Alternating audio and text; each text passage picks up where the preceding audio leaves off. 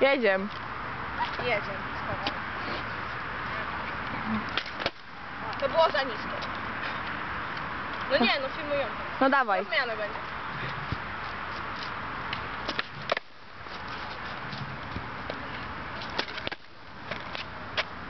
Ale będzie nudny filmik.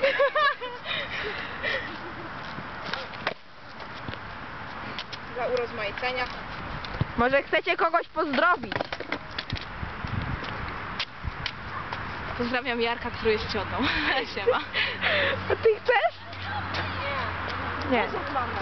Siostry pozdrowiam. Dobra, pozdrawiam. Która nagrywa. No, jest śmiesznie. A już nagraj się teraz. Zajmij. Nie nagrywaj mnie, bo ja nie chcę. Ja jestem skrzywdzona, tak? To jest skrzywdzone emo. Skrzywnuszki, skrzywnuszki. Oj, oj, oj. Oddać? Nie. Dawaj trikaga.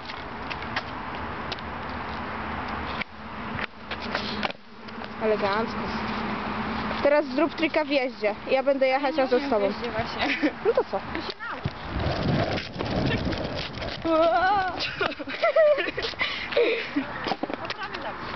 Czekaj. Dobra.